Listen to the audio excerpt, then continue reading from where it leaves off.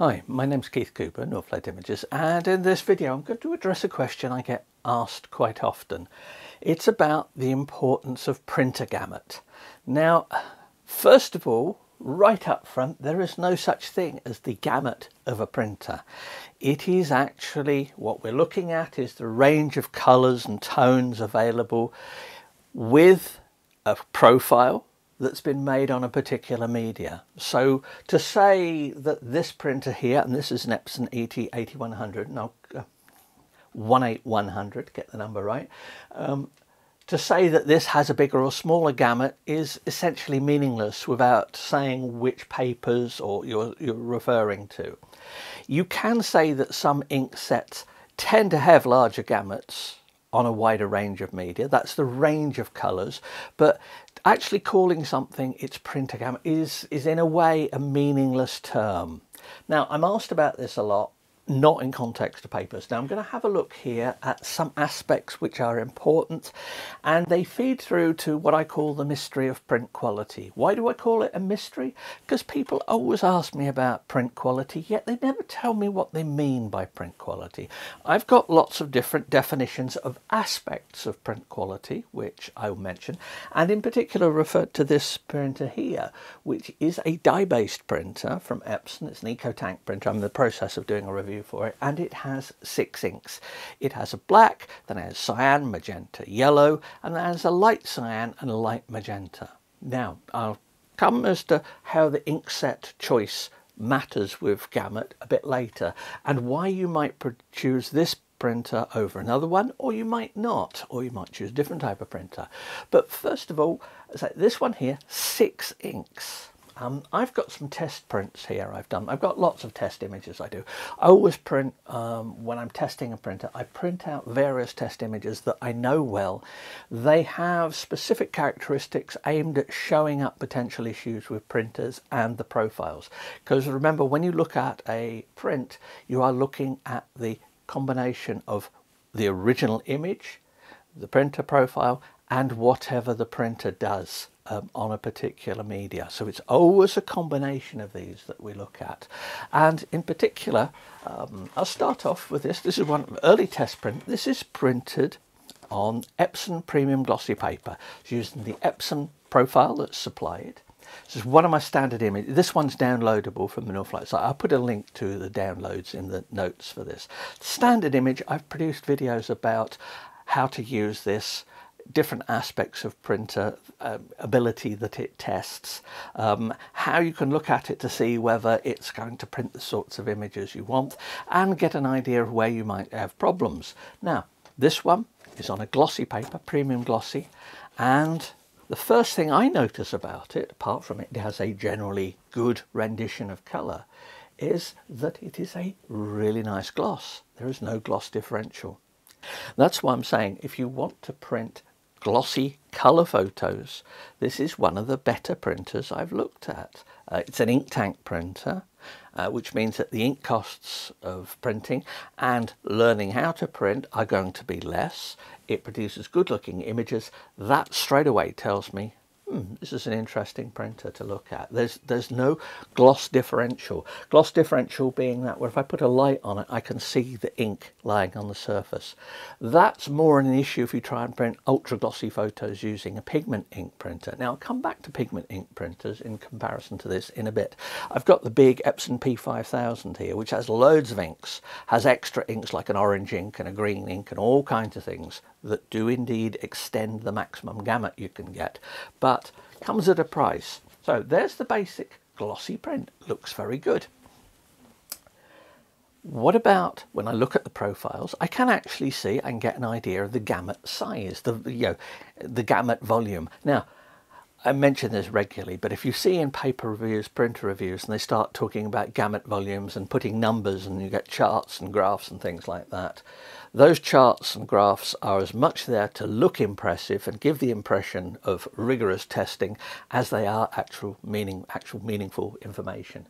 Remember, lots of data does not automatically equate with meaningful data or getting information from that. I can produce lots of data from all these charts and things.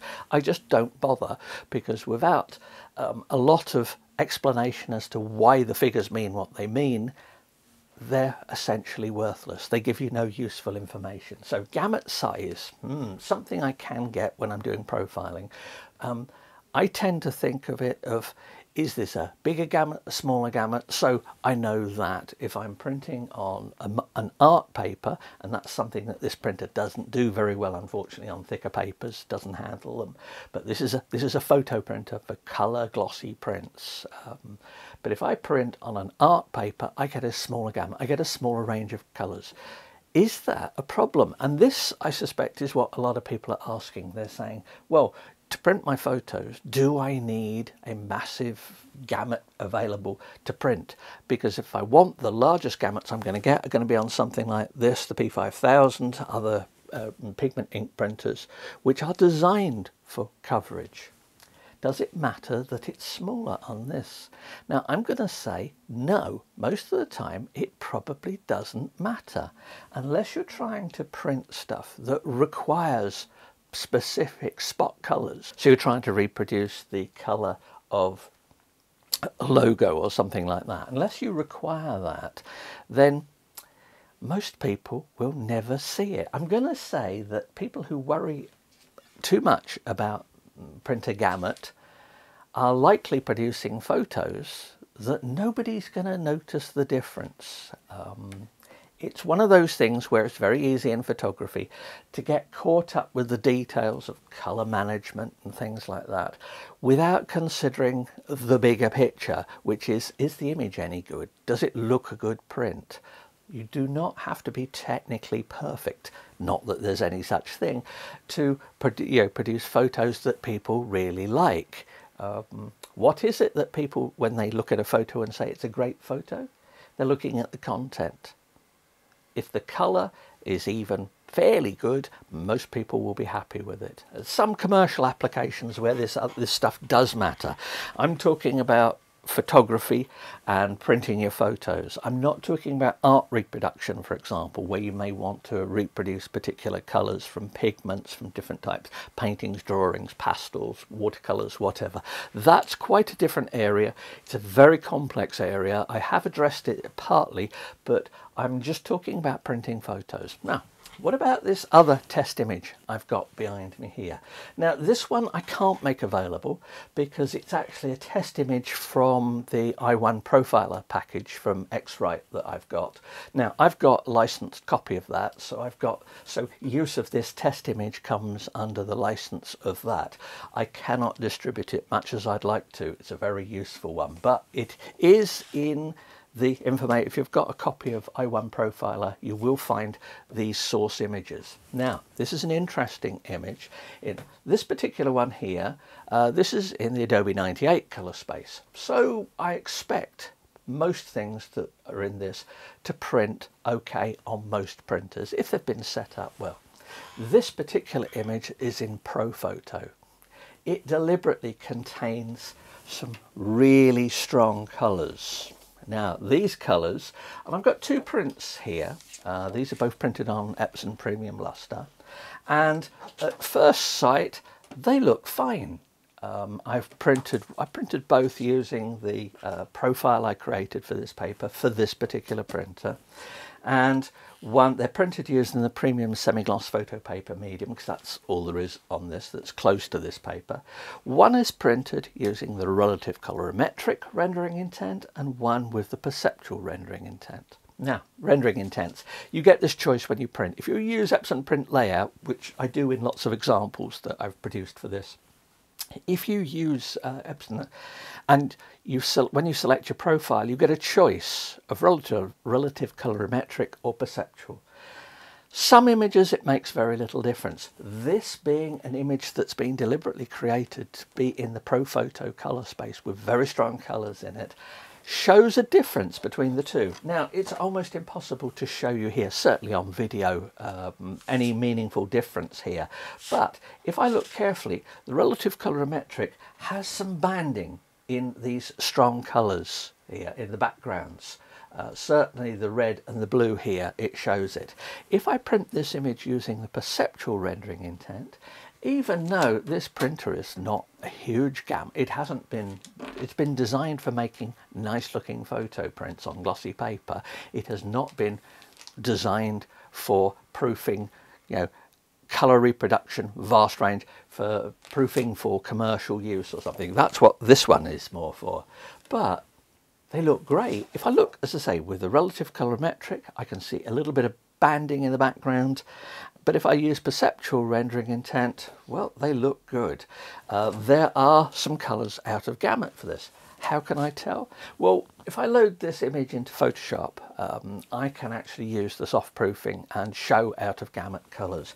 And this is a couple of screenshots here. This is the image normally, and that is the image where the grey bits that have just appeared are the parts of the image that are out of gamut for this particular paper on this particular printer. That's important. I keep saying that because always remember that the gamut of this paper on this printer is different to this, which is glossy, and is different to this, which is one from a video I did the other day, which is printed on a metallic paper. If you get the right images on this metallic paper, they look superb on this particular printer. This particular one also has some black and white test panels. This is not a great printer for black and white. In this light, to my eyes, this looks fairly neutral grey, but take it to a different room with different lighting in, and the tint that's there in the grey will vary. That's because this ink set has not been optimized for producing neutral colors under different illuminants. So change the type of lighting and the look of this will change. And it's one of those things, if you see it, you can't unsee it. So you're stuck then with your black and white prints, that if you take them into a different room, they look slightly different colour, and once you see that colour, you'll never unsee it. So that's this, once again, as I said, this is a printer for colour prints on RC resin coated type papers, luster, semi-gloss, glossy, ultra glossy, metallic. That's what this is for colour images. Black and white, it's very hit and miss, but it's not intended for that. Likewise, it doesn't work great on thicker art papers because the print mechanism marks the prints. Thin art papers, I've got a video looking at this. Yeah, it's okay. The ink set itself can do quite well. The printer just isn't designed for that. If you want to wider range, if you want to print, get good colour prints, get good black and white prints, get good prints on some art papers, Baryta papers, less so perhaps, but certainly art papers. The ink tank, the 8550, with a different ink set in it, is vastly better. Now that's an all-in-one, so it's a scanner and stuff as well, which I don't particularly want. Has a display on it as well, but it's about a different printer for a different market. So I will, when I've done the review of this, I will be doing an 18100 versus 8550 comparison specifically, so that you know what sort of printer what images you want to print. I'll tell you which printer to get of the two. I'm not going to compare it to other non-EcoTank printers. So, for example, in terms of ink, dye-based, the Canon Pro 200 is an excellent printer. It has more inks than this. It has 2 grey inks as well. Now, those grey inks are not just to give it some black and white performance, which it does, but they're also there to allow for stronger colours to be used in the coloured inks, because they can be diluted with the greys, which means that if I was to if I repeat this test on the Pro 200, I would get slightly better oranges and yellows, maybe into the reds out of it. So quite a small difference, and I'm going to be fairly certain that if I put some prints out for somebody to look at and say, what differences do you see? Most people won't spot it. Now, Pro 200, excellent printer, handles all the sorts of papers and things. You might say, oh, that must be much better than this.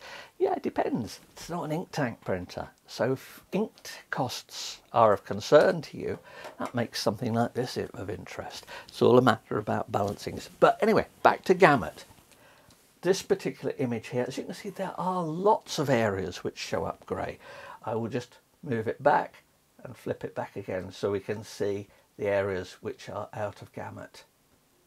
and they are light, strong colours. So it's just what you get. This one works well though. As I say, who's going to notice? Here's a print of this one on a very thin, on a watercolour paper. Comes out really nice. This is, as I say, this is only 210 gram or 220 grams. This is a lightweight paper, but it prints okay in this.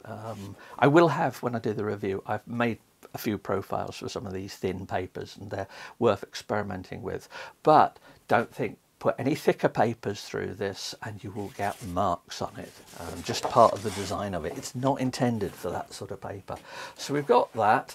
I've got, you know, if I want to print this particular image, then I've seen use perceptual. It handles the out of gamut colours better than using relative colorimetric. Most images I tend to print relative colorimetric, but if they've got lots of out of gamut areas here, then I will print perceptual. Just depends. So if you're trying some of the profiles that I've made, there is quite a difference between the two settings, so it's worth experimenting with that. But coming back to it, what was the question again? Oh, print a gamut, does it matter? No, because there's no such thing as print a gamut. Gamut of paper, yes, it can matter for some things, but it's probably nowhere near as important as many people think it is. It's one of those things that's important to people on forums. It's a discussion topic. However, it turns out that in actual photos, what do people see when they look at a photo? Do they worry about print a gamut? Would somebody worry that in the original image here there are one or two colours that could be printed slightly more intensely on this P5000?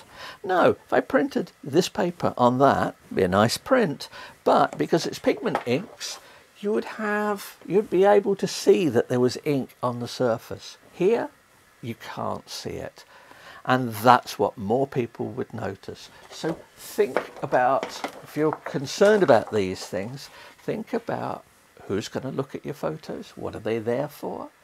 And once you put something like this up on the wall and somebody looks at it, they're not going to notice any slight lack of colour. Sometimes you will find, if you print particular images, if you print a lot of flowers that are somewhere around the colours that are out of gamut on this, well, if you're that worried about it, you buy a better printer. You know, Canon Pro 300, Canon Pro 1000, Epson P700, 900, this P5000 here. Oh, and if you're worried about archival properties and how long the prints last, then also you'll probably go for a pigment ink printer.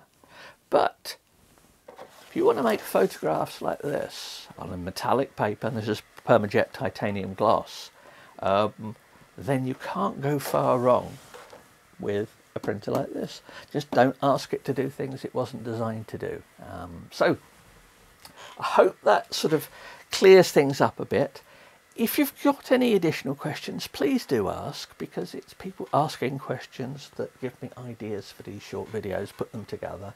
And you know, if somebody asks me a question, others have thought about it, so hopefully it's something of interest to people. So thanks for watching. Please do subscribe to the channel, it is greatly appreciated. And thank you.